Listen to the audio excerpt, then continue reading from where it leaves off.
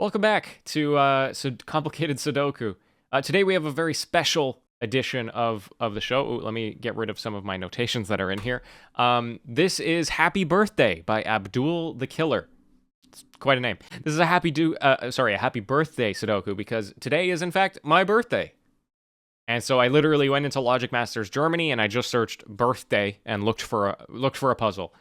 So I hope that Abdul does not mind that I took this one, which has clear happy birthday words in the puzzle. Originally, this was intended to celebrate Abdul's 1 year as a puzzle setter on Logic Masters. I think he released this back in 2013. And I hope he does not mind, or they don't mind, that I co-opt this puzzle for my own birthday. Now, we're going to be doing some variants that I have not really done before, which is exciting to me, but also very scary. So if you're seeing this, I did make it to the end, but I'll be a little surprised if I do. Because I've actually already tried recording this episode once, and I realized I completely misunderstood the rules. So I'm trying again, having understood the rules. So here are the rules. You can't see it in the little preview on the overlay there, but normal Sudoku rules do apply. Digits 1 through 9 must appear once each in every row, column, and 3x3 box. We have this shading rule, which says that cells containing values exactly one greater than an immediate neighbor, diagonal or orthogonal, within their box are shaded.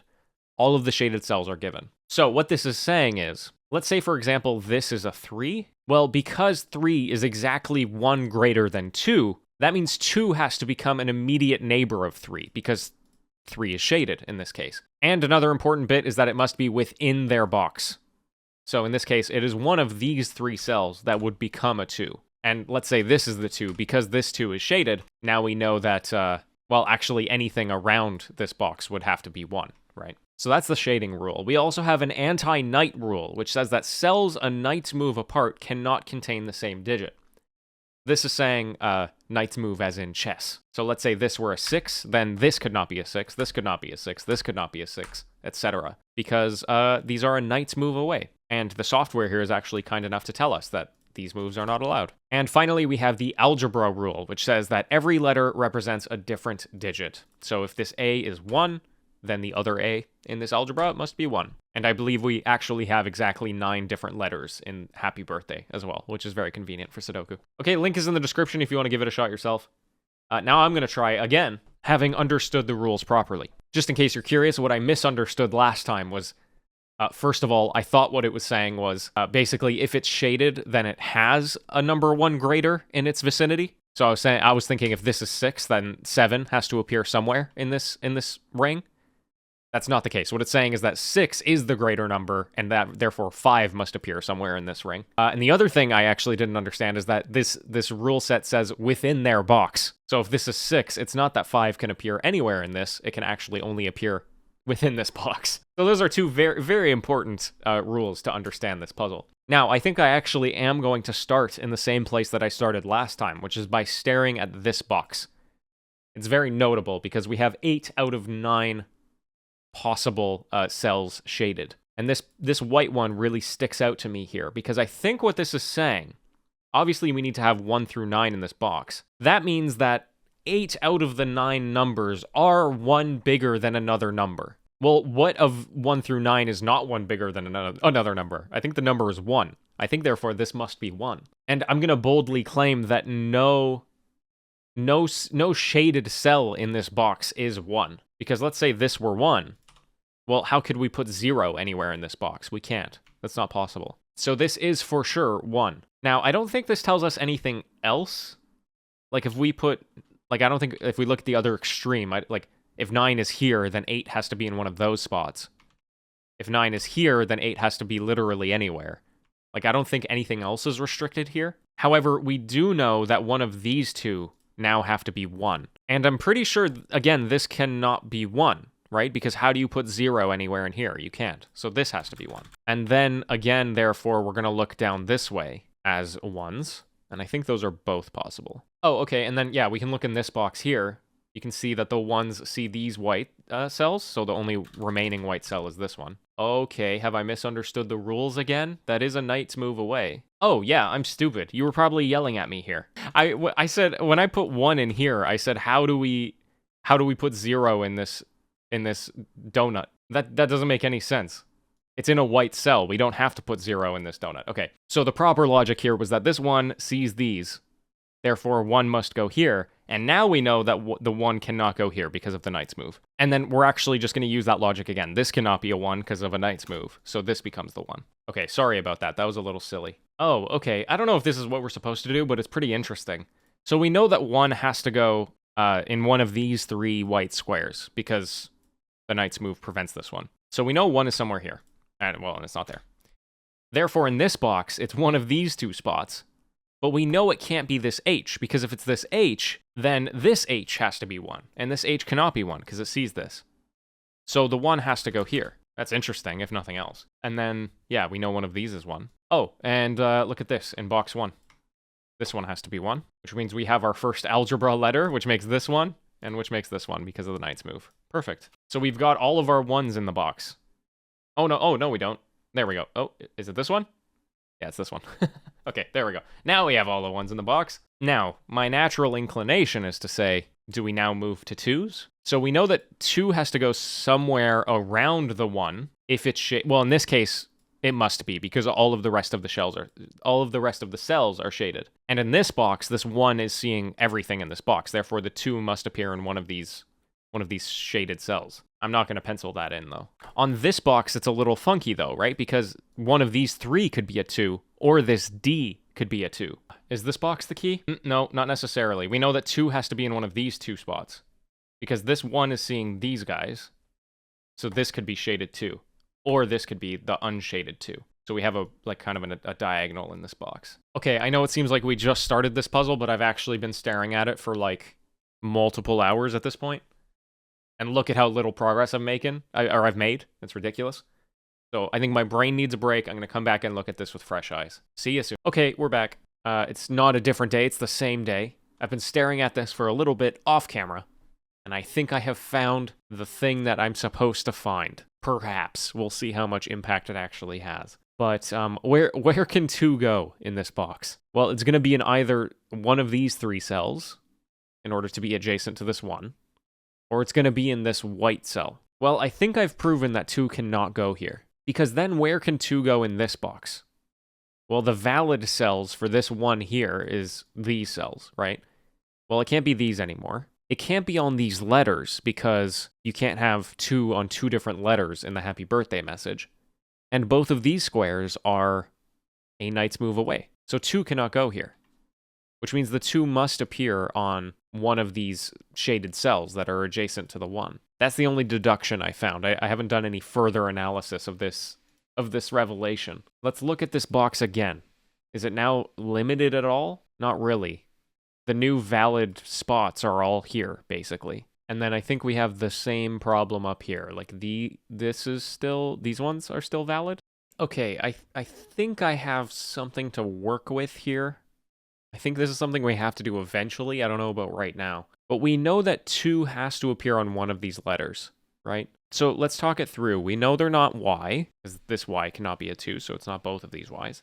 It can't be P, because this P will see these 2s. Same reason for H. It can't be A, because this would be incorrect. It can't be this D, because we already have the 2s in this box. So what we're left with are this I, R, and T.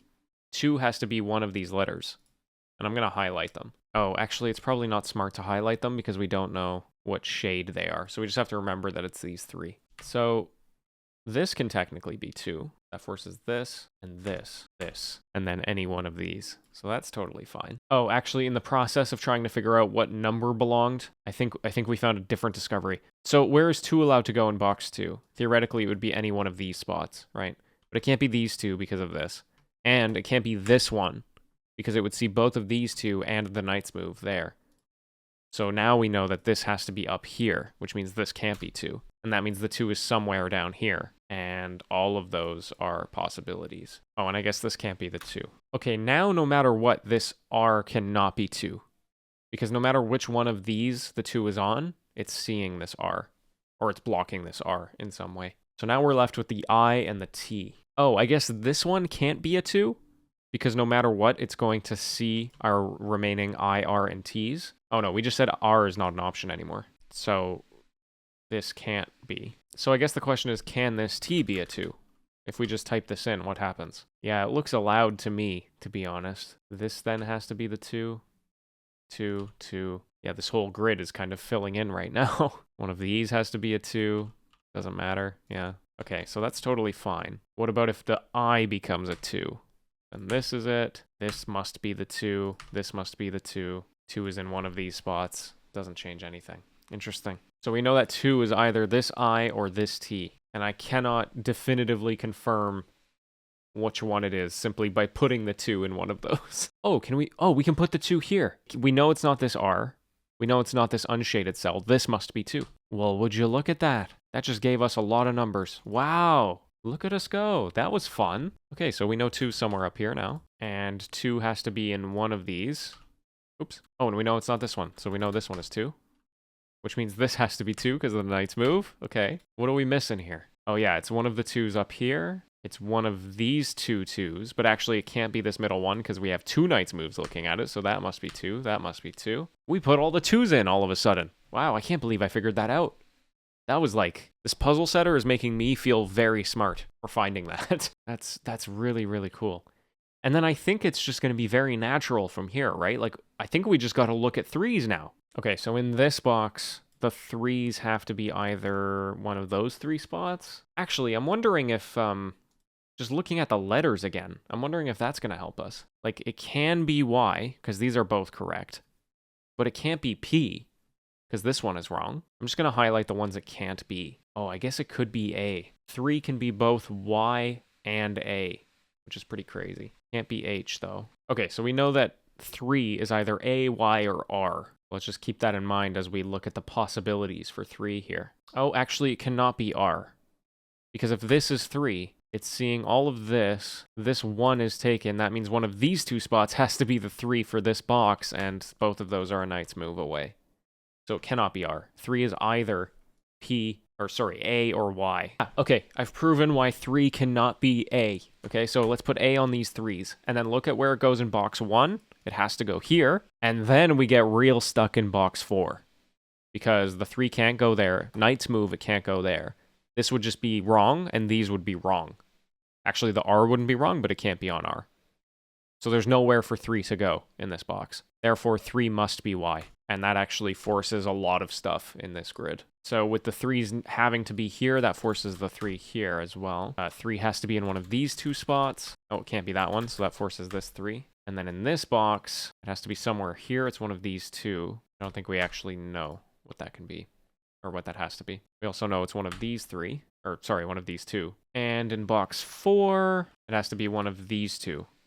So if it has to be one of those 2, then this one has to be 3, which means this one has to be 3, which means this one has to be 3, and we filled the grid again. Wow, they're very good at that anti-knight constriction, setting that up. The software is kind of automatically telling me when the knight rule applies, so I'm just deleting the numbers right away, but I think I would be sitting here for a long time if the program was not telling me about that. I would be forgetting about that rule constantly. Okay, let's move to 4s. And you know what? The letters did a lot of good for us last time, so I think it's probably a decent place to start. We know it can't be 4 because of this P. Can't be A because of that 3, or because of the relationship here. Can't be this H. Cannot be this D.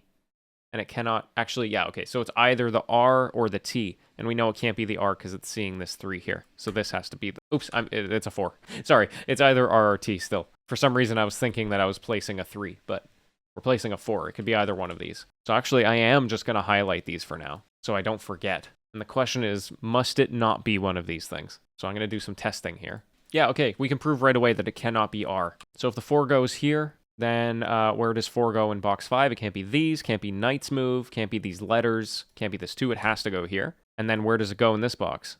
Well, it can't go here, it's not next to the 3. So 4 must be this T. And I guess once again, we're going to see how this actually impacts the board. Yeah, okay, 4 can't go here or here because of knight's move. These are out of the way, this must be 4. Therefore, 4 is in one of those, it has to be that one. Oh, that's kind of interesting, right? This must be 4 because there's only 2 options here for this 3, and this is the knight's move. Down here, it could be either one of the... No, it can't be the A, so it must be that. 4 could be either one of these 2, I think. And then up here... Oh, does it have to be here? Yeah, I think so. So that means this has to be the 4. What's left? I think this box. Either these two. Oh, yeah, it has to be one of these two. Oh, and it can't be this one because of the knight's move. Wow, that's really cool. Or here. And that's all the 4s? That's all the 4s. On to the 5s. Oh, no, we missed a 4. We missed a 4 right here. It's this one. Okay, on to the 5s. What letter can 5 be? Can't be P's. Could be the A. Can't be the H. It can be the R. Oh, we already said it can't be the H. We can take the H out of this one. Yeah, it can't be the D. Okay, so it's either the 2 A's or the R. I'm going to highlight these again. Oh, yeah, it's actually very easy to see that A's cannot be 5 here because 5 has to be in one of these 2 spots, and all 3 of those see these 5s. So actually, this is for sure R. And then we can propagate this just like we've done all the other numbers. That forces this one to be 5. And then 5 has to be in one of those 2, and it can't be the letter. 5 must go here, and then that forces it into this spot, actually. Pretty cool. I guess this will naturally get easier as more numbers enter the fray and more spots start to get taken. This has to be a 5. One of these has to be a 5. It can't be these 2, so it's this one. And it has to go here. Did I get all the 5s? No, we're missing one. Right here. It has to be the white one. There we go. This just trickles down like butter once you figure it out. And this took me so long to figure out. You have no idea how long I was sitting here just trying to figure out how to do this dang thing. And now once you get it, it is very, very satisfying to complete. All right, what letter is 6? Let's go for it. Okay, it can't be the P's. I've just realized something. What can the P's be? Oh, I guess whatever ends up in these two, at least one of these 2. Yeah, okay. But it can't be the P's. It can be the A's, because the A's are good enough right now. It cannot be the H's, because the H is next to this 5, and it's white. And 6 cannot be D, because it would have to be shaded. Therefore, we know the 6s are A's. And once again, we continue the propagation. Right away up in this almost fully shaded box, we can see that it's not these 2 or these 2, so it must be this one. And then it must stay away from that 5. And then it has no choice here. And it has no choice in this box, which means it also has no choice in this box. Same thing in the middle box? I think so. Yep, right there. And finally, this one. Oh, this is going quicker and quicker. It took so long before to do all the logic, but now it's like, now that most of the letters are in here, we're doing pretty good. Now, 7s can be P's in this case. It can't be the H's, and it can't be the D. It has to be these P's. Let's go again. 7 must go here and here. I mean, at a certain point, it almost just starts to feel like Sudoku now, like regular Sudoku. 7 has to go here and here as well. Could be either one of these 2. Oh, no, actually, it cannot. That is a lie, and it has to be that one. And then there's only one spot left right there. Okay, 8s. We're on our 8s and our 9s. It's the last ones here. 8 can go here, and it can go here. Oh, interesting. Oh, but it can't go here. Yeah, it can't be the H's, because this 7 is seeing the H, so 8 is D. Oh, and then I guess that just automatically fills the last. Like, we can do the 8s and 9s at the same time, right? Like, we know that this 8 is adjacent to this 7, and therefore the 9 must be adjacent to that 8. This 8 has to go there. This 8 must go, actually here, rather. This 8, there's only one box left. This has to fill up. This has to fill up. This has to fill up. And this should be the last digit, right? Yeah, this is an 8. Wow. I mean, you can see just how smoothly that ended up. That was really, really cool. A lot of stress at the beginning, and then just ultra satisfying by the end. Thank you to Abdul the Killer for setting this puzzle. Happy birthday to me. And if it's your birthday, happy birthday to you as well. And hey, until next time, farewell.